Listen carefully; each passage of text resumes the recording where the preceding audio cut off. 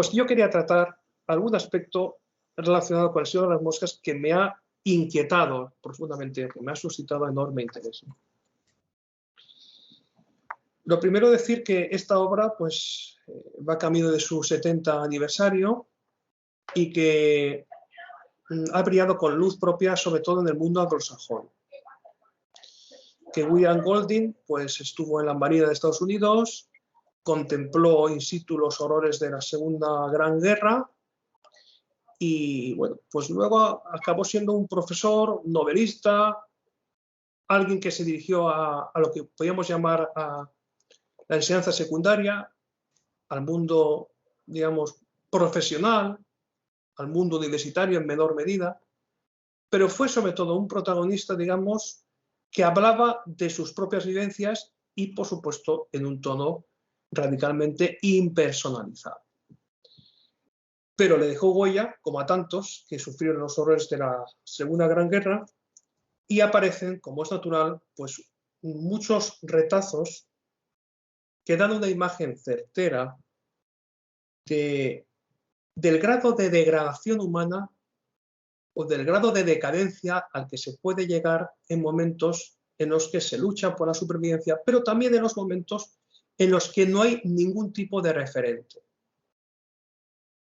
en los que se ha perdido por completo el principio de autoridad, en los que invade el miedo, en los que hay un miedo también al propio miedo,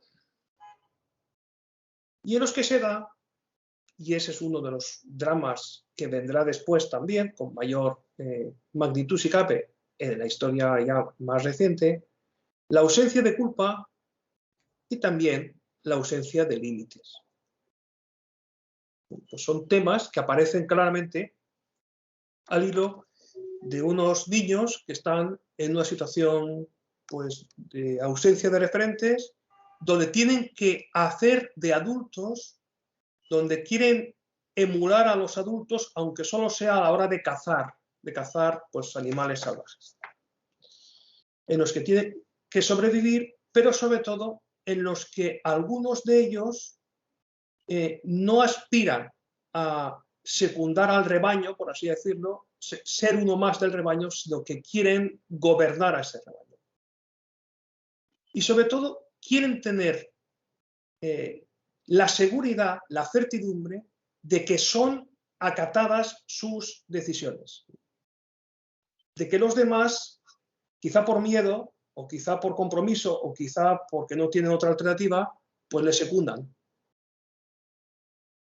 Y hay un orgullo de sí por parte de quienes tienen esa capacidad para influenciar, para condicionar voluntades ajenas, voluntades de niños, algunos menores que los propios protagonistas, pero no mucho menores.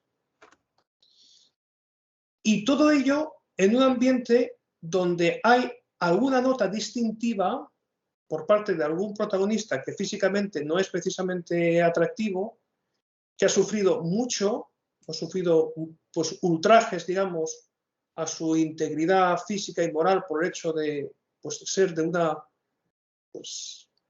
de un aspecto físico pues, que puede suscitar pues, risa en algunos casos, sonrojo en otros, en fin, rechazo en otros más. Y es pues, un protagonista que sirve, digamos, como de voz de conciencia que alumbra en momentos de totales tinieblas que se ciernen sobre esa isla desierta, donde parece que hay muchas bestias salvajes, pero más que bestias, son los humanos los que se pueden convertir en bestias. ¿Y por qué es muy interesante esta fábula del siglo XX, esta fábula moral del siglo XX? Pues tiene un interés inusitado, a mi modo de ver, porque pone en jaque ese mito del buen salvaje que nace en Rousseau y que considera que la mejor educación es la educación no intervencionista. la educación de dejar hacer y de que aquellos instintos más primitivos pues se desenvuelvan con total naturalidad para evitar todo tipo de complejos, de traumas, para evitar ese daño que los adultos, con nuestras rigideces, con nuestros autoritarismos, generamos sobre los más vulnerables, sobre los más dependientes, sobre los más débiles. Y en ese contexto resulta enormemente perentorio hacer examen. Y hacer examen a propósito de no dar por buenas ciertas versiones que nos vienen de carácter rusoniano y pseudo-rusoniano, a partir de las cuales pues, la educación deja de ser un sistema, digamos, reglado de normas, donde aprendemos a convivir, entre otros factores, y sobre todo desarrollamos una cierta excelencia, sino que pasa a ser pues, una instancia donde dejamos hacer y donde al final, sin pretenderlo, acaba gobernando el más fuerte. Y como bien sabéis, porque lo hemos trabajado en distintas obras anteriores, pues la figura de Calicles en el diálogo platónico-Gorgias, a propósito de que gobierne el más fuerte, ese antecedente nietzscheano, pues tienen algunos retazos, aparecen en la figura de Jack como un protagonista que parece que se asimila a los salvajes, pero no es que se asimile a los salvajes, es que hace salvajes a los que tiene a su lado, que es distinto. Y es un personaje que arrastra, que seduce, que condiciona determinadamente a las personas que están a su alrededor y que, por supuesto, busca enemigos allí donde no existen esos enemigos. Sobre todo busca rivalizar en popularidad respecto de otro personaje que aparece dotado de mayor cordura, pero con unos ciertos condicionamientos como es Ralph. ¿Y cuál es la clave fundamental, a mi modo de ver? Pues, sin lugar a dudas, preguntarnos en nuestro interior si es mejor ser una masa de indios pintarrajeados o si es mejor ser sensatos y tener a alguien como ejemplo de sensatez y, por tanto, pues referencia última de nuestro quehacer. ¿Qué es mejor, tener normas y ponernos de acuerdo o cazar y matar? Bueno, pues el hombre puede ser un lobo para el hombre, y ha salido en uno de las aportaciones, en este caso del profesor Baviera, a propósito de la obra jovesiana, del Leviatán, y aquí pues tenemos a niños que han perdido aceleradamente su inocencia y que están en condiciones pues de tomar en préstamo aquello que es más degradante y que procede de los adultos. Pero por otra parte, tenemos aquí un bosquejo de lo que puede ser una sociedad muy desorganizada, muy caótica, donde no hay ningún tipo de referente y donde cada uno quiere marcar su propia impronta. Cada uno quiere ser el juez último de uno mismo. Es decir, en el fondo, lo que nos encontramos es una crítica, a mi modo de ver, al subjetivismo radical, ese subjetivismo que con fiereza viene en nuestros días, donde cuesta enormemente pues, justificar un procedimiento, digamos, de actuación coordinada, de secundar ciertas directrices procedentes de una autoridad, porque ha emergido con una fuerza inusitada el principio de sospecha. ¿Cuál es el problema de ese principio de sospecha? Pues que como instancia medial, no finalista, pues tiene su alcance, porque detrás de grandes muros, detrás de grandes ortodoxias, entre comillas, detrás de grandes proclamas de defensa de los derechos y libertades fundamentales, pues esconden no pocas hipocresías y no pocas claudicaciones, por otra parte, y no pocas incoherencias. Pero claro, una cosa es la instancia medial y otra cosa es la instancia finalista. Y si el fin último es sospechar de todo y de construir todo, pues nos encontramos como nos encontramos en nuestros días, donde hay una erosión del principio de autoridad, donde el principio de legalidad, por supuesto, brilla por su ausencia, donde los privilegios y los gremialismos han vuelto por sus fueros y en donde asistimos, para algunos, a una evolución imparable y para otros, en los que me alideo, a un proceso de enormes zigzagueos donde hay una cierta evolución en algunos aspectos, pero hay también marcadas involuciones en otros. Y en ese contexto considero que El Señor de las Moscas de William Golding nos ayuda a perfilar lo que puede ser una respuesta en momentos de crisis. Ahora se habla mucho de cómo responder en casos de crisis, o cómo responder ante un apagón generalizado, por ejemplo, o cómo responder ante una situación pues, de ataque químico, que es una de las claves que en futurología, digamos, se advierten como riesgos próximos, o un ataque nuclear, o una guerra nuclear, o una guerra de guerras en el este de Europa, pongamos por caso. Las declaraciones de algunos dignatarios políticos y militares, pues, que estaban, digamos, supervisando la frontera, la frontera tan traída frontera de Ucrania y Rusia, hoy mismo, pues no incitan precisamente al optimismo. Más bien, son declaraciones que ni en la Guerra Fría hemos tenido con tal grado de virulencia y de riesgo, por supuesto, de una conflagración nuclear. Pues en ese contexto vemos los horrores de la guerra, el sinsentido de la guerra, pero sobre todo vemos cómo en un proceso de degradación en el que de vestirnos bien, de estar bien arreglados, a ir ensuciándonos e ir relativizando todo hasta nuestro propio modo de ser y de obrar, como sucede en esta obra, pues llegamos a un punto en el que no nos distinguimos de aquellos seres que no poseen precisamente racionalidad. Nos hemos dejado llevar. Y somos peores que los animales, muchísimo peores que los animales. Digamos que esta es una fábula muy pesimista de la condición humana y que, por supuesto, no es la última palabra.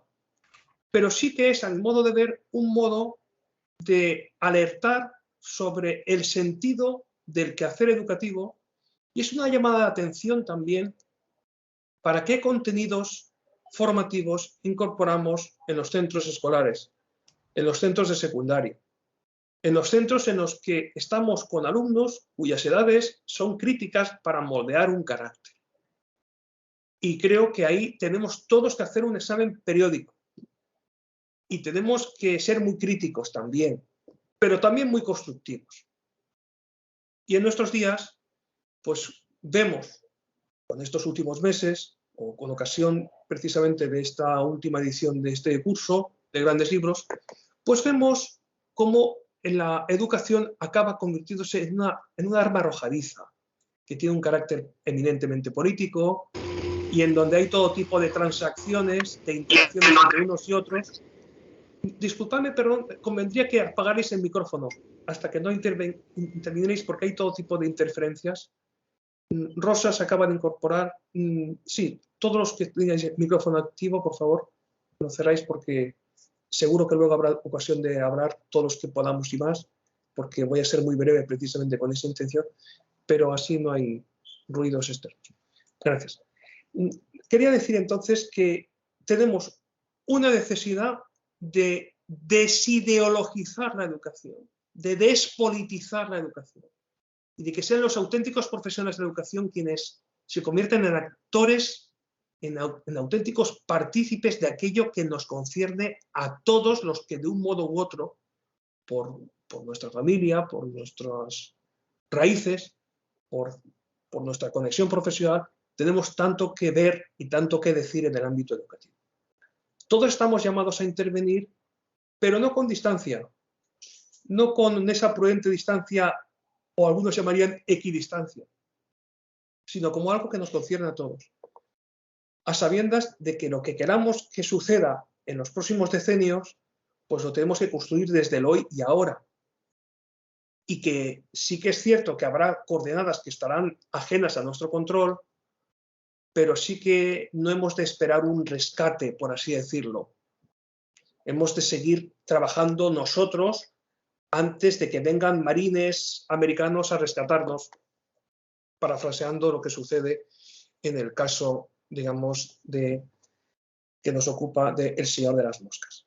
El Señor de las Moscas, como sabéis, pues ha sido llevado al cine con desigual fortuna, con medios técnicos pues, que en estos momentos pues, nos parecen antediluvianos.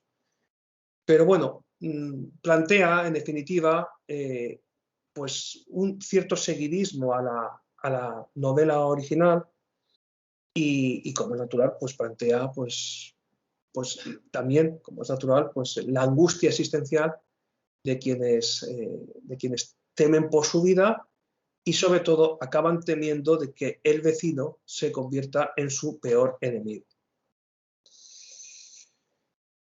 Decía yo en el texto y en el título, inmanencia o trascendencia, pues considero que William Golding no plantea ningún ribete de trascendencia en su obra, sino que hay pues, un profundo sesgo inmanentista, donde, digamos, más que invocar a lo alto, más que rezar, pues tenemos que sobrevivir y esperar las señales de fuego que estamos emitiendo al exterior, pues alguien nos divise y pueda hacerse cargo de nosotros, pero en un sentido radicalmente inmanentista. Y en ese contexto, pues se echa en falta, a mi modo de ver, pues un modo divergente de plantear pues, una situación crítica donde, a diferencia de otras historias que conocemos, pues por accidentes aéreos principalmente, etcétera, incluso también llevadas al cine, pues tenemos todo tipo de encuentros, digamos, con lo sobrenatural en momentos en los que, bueno, pues estamos en una situación crítica, nuestra supervivencia pues está puesta en cuestión. Aquí ese aspecto no se calibra y sí que entra en escena, ya digo, pues una crítica, una soterrada crítica a un desarrollo vital biográfico de carácter educativo donde no hay referentes últimos o los referentes que se han dado pues no han sido operativos en los momentos en los que tendríamos que ser supuestamente autónomos para poder autogestionarnos. Pero también aparecen otros aspectos que no he mencionado y que considero que son de especial alcance. No aparecen aquí los padres de familia, aquí aparecen los hijos. Los hijos y los niños varones en este caso. Y los padres pues, podrían aportar mucho más, se supone, en la educación de esos hijos antes de ese accidente en el que se ven envueltos. No aparecen aquí los adultos, aparecen los niños que se convierten en adultos. Y la infancia y todo lo que envuelve a la infancia es un tema que también incita a la reflexión. Porque se habla hoy mucho de los derechos del niño, de la Declaración Universal de los Derechos Humanos en lo que a la infancia hace referencia, etc. Se habla de derechos, se habla de proteger lo más vulnerable, pero se hace mucho daño a la infancia hoy, muchísimo. Y en ocasiones ese daño pues viene de la propia familia, donde se cometen pues todo tipo de abusos y atrocidades. Y sobre todo verdaderos contraejemplos de cómo educar en la familia. Por supuesto que no cabe generalizar, todo lo contrario, hay otros muchos modelos, verdaderos referentes de educación familiar y de educación que es la mejor antesala para adentrarse en un centro educativo y no esperar del centro educativo lo que éste no puede dar. dando por hecho que la mejor educación o la verdadera educación comienza y se desenvuelve en el seno de la familia. Pero no tenemos en nuestro tiempo claridades, tenemos muchos claroscuros sobre ese capítulo. Y tenemos sobre todo pues, niños sufrientes, verdaderamente sufrientes. Y niños que sufren todo tipo de acosos, como uno de los protagonistas del caso que estamos ahora analizando, El Señor de las Moscas. Acoso, menosprecio, insultos, vejaciones de todo tipo, hacer daño gratuitamente y mofarse de hacer daño a otro. Hacer que sus inseguridades crezcan, hacer que no pueda desenvolverse y que no pueda ver porque le quitamos hasta las gafas, que es lo que le permite el contacto visual con el exterior. Hacer daño a sabiendas. Y ese hacer daño a sabiendas pues también conecta con otro tema que quería destacar y que tiene una raíz aristotélica de enorme alcance, y es que se puede hacer daño no por ignorancia solamente, que también, y en algunos niños pues hay, como es natural, pues ignorancia. No, hay daño a sabiendas, daño en quien sabe que puede acosar a alguien, le acosa y se regodea de hacerlo. Y bueno, pues nos puede parecer algo de ciencia ficción, no, ni mucho menos, es algo muy real, es algo muy próximo, demasiado próximo a nuestros días y que genera en niños y en niñas pues un sufrimiento atroz. Tampoco es cuestión de quedarse en el sufrimiento, porque el sufrimiento pues depende del ser sufriente en cuestión. Algunos pueden padecer mucho y no interiorizarlo de ese modo, otros lo exteriorizan de otro modo. En fin, no cabe quedarse en, digamos, en el emotivismo de nuestro tiempo, pero sí tomar conciencia de que no es algo sencillo vivir y desenvolverse en el mundo para mucha gente. Que muchos no tienen las oportunidades que tenemos nosotros y que no las van a tener si nosotros no somos conscientes de esa disparidad, de esa asimetría que hay entre nosotros y los que están al otro lado, que no son ellos que nos merecen poco crédito, que están distantes de nosotros, no, sino son personas también como nosotros y que tienen dignidad y que merecen un reconocimiento y un apoyo no solo económico, que en ocasiones puede ser necesario, sino también en ese enfoque de Amartya Sen, digamos, de capacitar al que está en una situación de minoría, pero no minoría cultural, como decimos en otros sesgos, no de minoría política, no de minoría étnica, sino de minoría, de poder dar un paso adelante para alcanzar esa auténtica mayoría de edad en el futuro, con todo lo que ello conlleva. Bueno, pues considero que esos temas se deslizan en el conjunto del texto, dentro, eso sí, de descripciones pues muy farragosas en ocasiones respecto a la escenografía, que en ocasiones pues, nos atraen y en otras ocasiones queremos pasar rápidamente para centrarnos en el nudo de la historia y sobre todo en la inquietud que nos proporciona pues, esa escenografía, donde hay, como relata Goldin, oscuridad del bosque, mucha oscuridad. Esa oscuridad es todo un emblema de la situación en la que nos encontramos ahora. Oscuridad en cuanto a referentes, oscuridad en cuanto a personas que se hagan cargo de nuestras dificultades, que no nos juzguen mal a sabiendas, que no nos hagan más daño gratuitamente, que se hagan cargo de que somos alguien y no algo, que no somos un mero producto televisivo, que tenemos dignidad y no precio, y que merecemos no solo una distante tolerancia, sino sobre todo un activo y afectuoso respeto. Creo que ese tema está muy por ventilar, aparece sucintamente al final de la novela, cuando hay un retrato de un adulto que, digamos, se interpone ante un niño, Ralph, que huye sin saber hacia dónde huye, porque le piden que huya porque su integridad física está en juego, y se encuentra con un referente que le sonríe levemente y, sobre todo, quiere hacerse cargo de él y de quienes estén como él.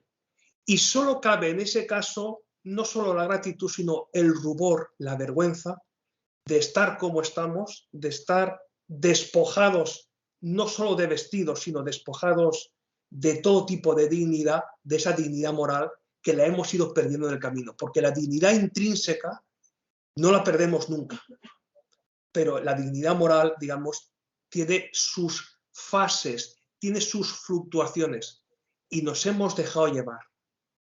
¿Hasta dónde habríamos sido capaces de llegar? Esa es la pregunta. ¿Hasta dónde? Y no es una pregunta retórica, precisamente. Bueno, pues considero que esta novela plantea pues las grandes luces, las grandes sombras de nuestro tiempo, las agiganta en algunos aspectos, las dramatiza en otros, pero es un retrato de crudeza y al mismo tiempo verosímil de la condición humana y, sobre todo, de la necesidad de que haya un gobierno, no un gobierno que centralice las decisiones, como algunos pedirían, sino que haya un referente de quien dé juego, de quien no acapare protagonismo, de quien ejerza un auténtico liderazgo inspirador de confianza.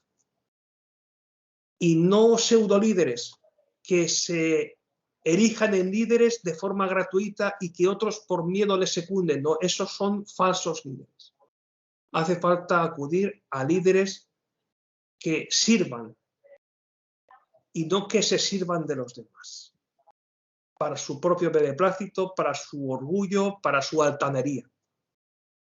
Ese liderazgo es un liderazgo que está en construcción permanente, que debe ser redimensionado, que debe ser actualizado, y no solo cuando alcancemos la edad adulta, sino cuando lleguemos a la mayor de las senectudes también. Entonces, el liderazgo es una tarea, digamos, inacabada.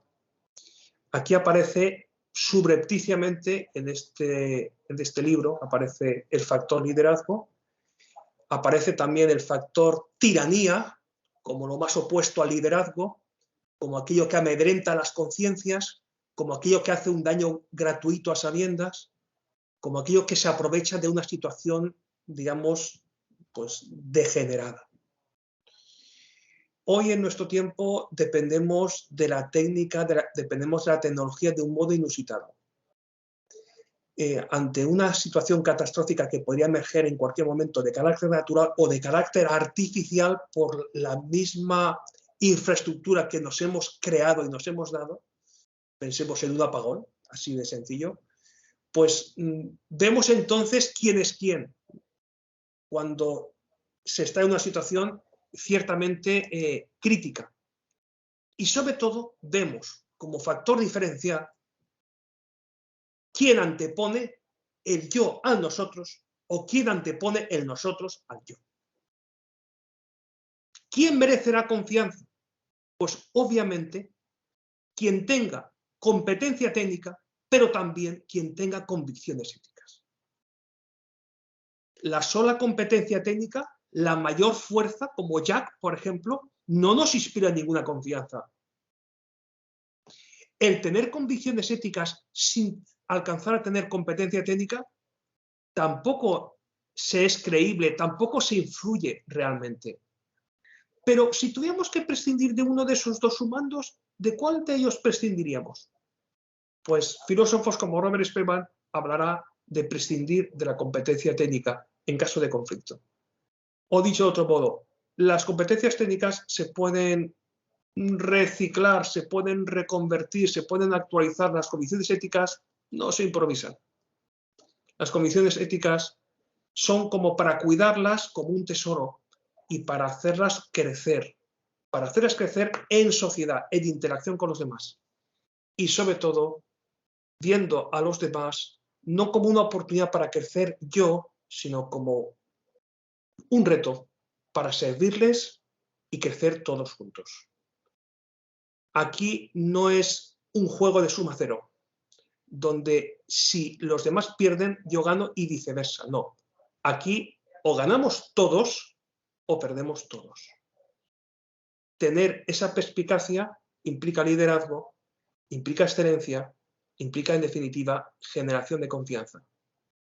Y, por cierto, ¿cómo no se genera confianza? Y con esto acabo. Cuando se está dispuesto a poco, a muy poco, para conseguir objetivos personales y corporativos.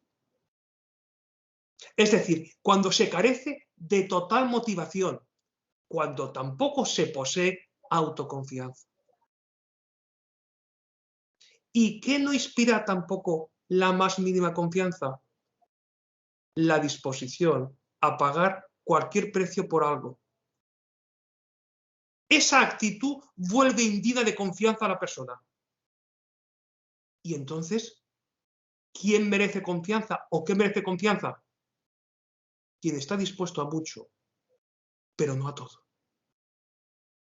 Esa es la clave. Quien está dispuesto no a dejarse avasallar, no a dejarse aniquilar, está dispuesto a reconocer a los demás porque previamente se ha reconocido digno. Pero ese reconocimiento de la propia dignidad no es un orgullo que se emplea como arma arrojadiza para distinguirme de los demás, sino para exigir aquello que es un derecho, porque exigir un derecho al reconocimiento pasa a ser un deber en ese caso. Por ahí empieza un sano liderazgo, sin estar dispuesto, reitero, a todo para resplandecer, para conseguir objetivos, muchos de ellos inconfesables. Lo podemos trasladar, como es natural, al ámbito de la acción política y encontraremos pues, numerosos ejemplos que atestiguarán, considero, aquello que ahora estoy, digamos, acreditando. Pero sobre todo nos encontramos, como es propio de un curso que termina, de un año que termina, pues en un cierre abierto, en un final abierto, como sucede en el buen cine, donde tenemos nosotros que poner el final y sobre todo saber que muy pronto retomaremos el contacto de nuevo. Esperemos que físicamente. Muchísimas gracias.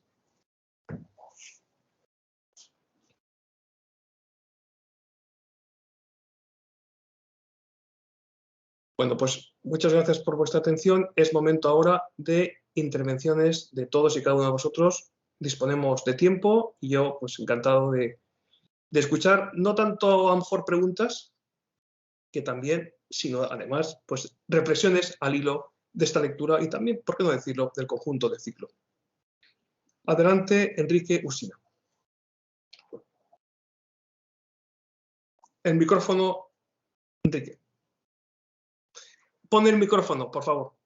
Sí, se me había olvidado volver a ponerlo. Muchas gracias. Hola, buenas tardes a todos. Me ha parecido una muy buena charla en la que se han planteado temas fundamentales, como el libro también los plantea, porque la verdad es que esta novelita es el planteamiento en una situación que hace recordar un poco lo que Hobbes llamó el estado de naturaleza, para plantear la necesidad de un gobierno que lógicamente debe de aparecer a partir de un liderazgo. Pero claro, se plantean dos tipos de liderazgo posibles que seguramente son los más naturales y opuestos. Es el liderazgo, por un lado, de Jack, que es el liderazgo del egoísmo personal, del que necesita satisfacer su necesidad de poder, y que en realidad lucha por sí mismo y que lo que tiene que hacer es tratar de convencer al máximo posible de personas para que lo sigan, porque ningún líder es líder sin que lo apoye los demás. Así es. Y para eso les ofrece pues la posibilidad de un hombre, de un hombre no, en este caso son niños, son muchachos, de alguien fuerte, capaz de proporcionarles la carne, porque se erige como en una especie de cazador. Y por el otro lado tenemos el otro tipo de liderazgo, quizá menos interesado en el poder que en ver las necesidades reales que tienen, como es la de conseguir ayuda de algún posible barco que pase, y su objetivo fundamental es estar pendiente de que haya siempre un humo que pueda dar aviso a los que pasen por ahí por las proximidades de la isla en la que se encuentran aislados, para que los saque del atolladero. Ese es el objetivo de Ralph, con un tipo de liderazgo muy, muy diferente. Y luego hay un personaje que es el que se encarna en Piggy, Sí, sí. que es un individuo, y esto no solo es en el mundo de los niños, esto se traslada perfectamente al mundo adulto. Este es el personaje que no tiene capacidad ninguna de ser líder, es una persona físicamente poco apta, es una persona muy, no sé, con muchos miedos, con taras físicas, pero Frágil, que, ante todo. frágil, exactamente, pero que encarna la sensatez, el ser capaz de ser consciente de cuál es realmente la realidad. Y claro, se constituye como en el buen asesor, digamos, como en el buen asesor. La cosa se repite. Es verdad que se trata de niños, se repite a lo largo de la historia. Se trata de niños, pero parecería que después de varios miles de años de historia, Sí. la humanidad ya debería de tener claro qué tipo de personajes necesita que los lideren, porque se debería de haber aprendido ya y haber transmitido lo antes posible a los niños, a los estudiantes, a los escolares, que es necesario fijarse en las personas que realmente tienen intenciones sociales y que son buenas, que tienen la característica de la bondad y de luchar por los demás. Y hay que olvidarse, hay que apartarse más bien de los que vemos que luchan por sí mismos. Y este esquema se repite y parece mentira que el ser humano no lo haya todavía comprendido. Y de momento lo dejo aquí. Luego, si Pues acaso, podemos discutir más. claro que sí. Pues muchísimas gracias, Enrique, por tus aportaciones siempre tan perspicaces y siempre además eres de los que abre el fuego, con lo cual tiene doble mérito y por otra parte pues aprendemos mucho de ese modo que has planteado de recrear el estado de naturaleza que se plantea aquí, donde parece que la vida en sociedad viene mucho después y que inicialmente pues éramos tan selváticos como eran el comportamiento, digamos, de estos niños, aunque realmente la sociedad nos modela desde muy al principio y podemos hablar también de una ficción conceptual, la ficción del estado de naturaleza. En realidad la sociedad no la tenemos muy lejos de nosotros, la tenemos cerca, la tenemos desde nuestros inicios y hay, diría Aristóteles, una sociabilidad natural. Hay un deseo, digamos, de gobernar y también, por qué no decirlo, aceptar el hecho de ser gobernados. Aquí se plantean esos dos modelos de liderazgo y luego pues aparece el componente de la fragilidad en un tercer hombre, digamos, que es también un protagonista claro y que, digamos, se desgasta y se desvive pues porque uno de las personas a las que sigue pues entre en razón y no pierda el punto de mira. Porque en ocasiones todos nosotros, yo el primero, nos podemos distraer del objetivo último. Y hay muchos modos de distraernos y de despistarnos en nuestros días, de perder el punto de mira. Aquí no estamos hablando de un punto de mira sobrenatural, es un punto de mira meramente de supervivencia, meramente inmanentista, pero sí que es verdad que podemos aprender de esa voz de la conciencia que nos reclama atención a lo fundamental. Y ese es un relato de madurez por parte de quien hace ver que lo importante no deja de serlo porque otro priorice en otras alternativas. Lo importante sigue siéndolo, a pesar de que la mayoría se comporte pues como una tribu gregaria. Y bueno, pues es un detalle, sin lugar a dudas, que conviene rescatar frente a ese liderazgo que procura, sobre todo, atender a lo principal, que es que nos auxilien, que nos socorran, que nos rescaten, en definitiva. Muchísimas gracias, Enrique. Javier, adelante. Hola, ¿qué hay? Buenas tardes a todos. En primer lugar, agradecer al profesor Marco sus palabras y no solamente sus palabras sobre el libro de hoy, por supuesto, sino sobre todo el anuncio que ha hecho, muy interesante, en 2 fases. La primera hasta junio, de unos libros, la verdad, apasionantes. Algunos me los he leído, otros no.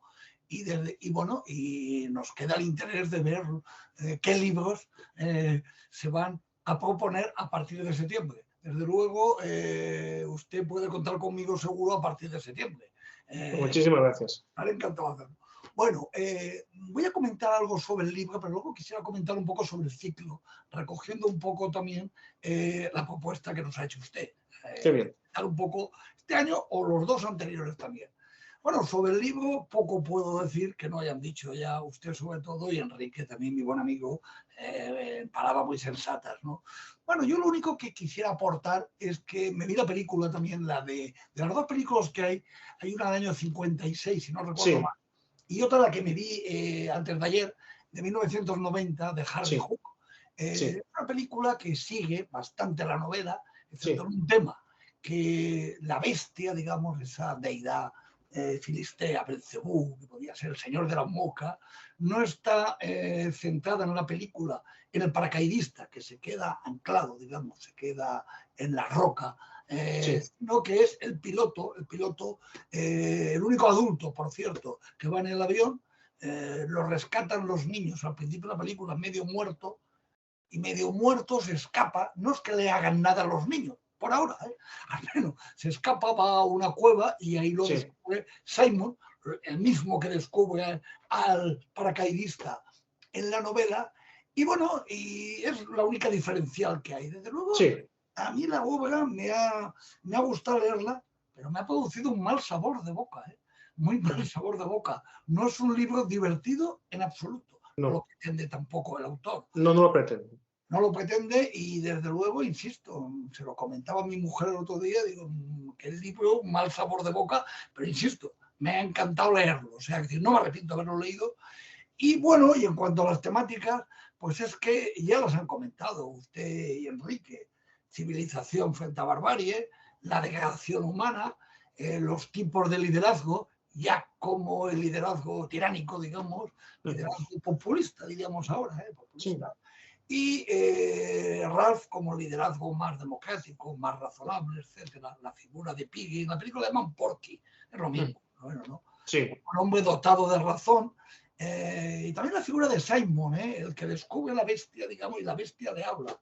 Y es muy interesante lo que le dice. La bestia somos nosotros, sois vosotros, le viene a decir más o menos. La maldad está, y la maldad existe, eso hay que decirlo también. Entonces, en ese sentido, me ha parecido interesante.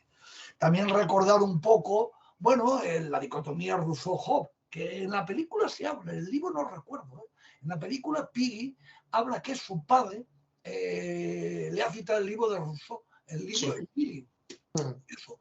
Bueno, el buen salvaje, como usted bien ha dicho, frente al lomo es lobo para el hombre de Hobbes, todo esto está muy claro, pero había que recordarlo un poco, ¿no? Claro que sí. Y poco más puedo decir de lo que es, porque es que lo ha dicho usted y lo ha dicho Enrique, es decir, pero estos temas yo creo que hay que reflexionar y en este sentido da juego la novela, hay que decirlo. Y luego, desde luego, quería comentar sobre el ciclo. El ciclo me ha parecido interesantísimo este año y anteriores. ¿Por qué? Porque se mezclan muchos títulos, muchos autores, muchos relatores, ponentes de muy diferente mentalidad. Eso es muy interesante, Es decir, autores antiguos, se ha leído desde Medea, algo de Eurípides, hasta libros totalmente actuales. Se ha leído a Dostoyevsky, Los hermanos Karamazov, se ha leído Los miserables de Víctor Hugo, se ha leído Utopía de Tomás Moro, se ha leído a San Agustín, las confesiones, es decir, bueno, hay de todo aquí, es decir, en ese sentido.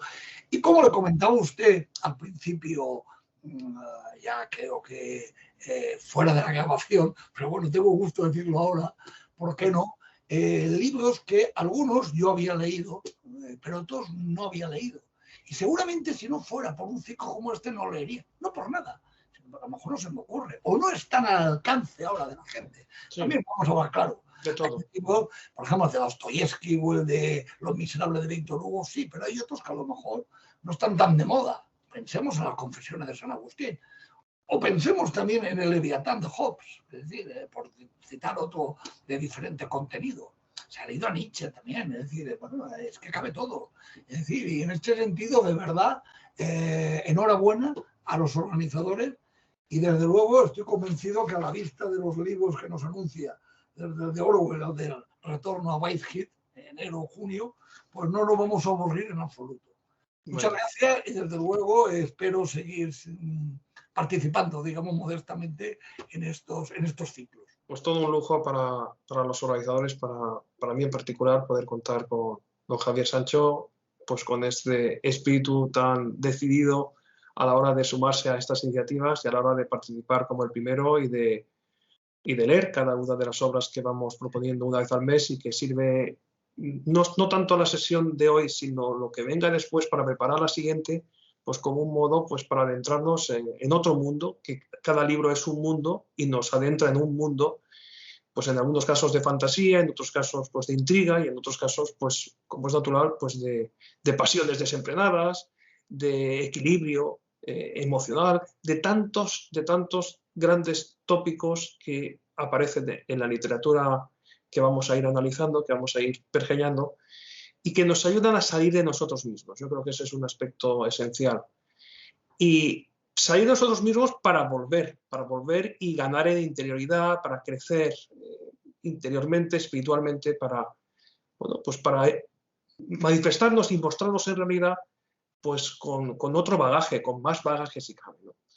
Y el saber no ocupa lugar y aquí hablamos mucho también en clave de gratuidad, ¿no? Que es como decir, lo que puede costar todo esto es un coste simbólico, lo importante no es lo que pagamos, lo importante es pues, aquello que recibimos y que otros quieren darnos porque a su vez también lo hemos recibido de otros y una larga cadena de interacciones que se establecen entre los relatores y el público asistente virtualmente, presencialmente, pero en definitiva un deseo enorme de hacer el bien y un deseo también de repensar nuestra propia vida en coordenadas tan próximas o tan lejanas, según los casos, pues con la historia de la literatura universal, ¿no?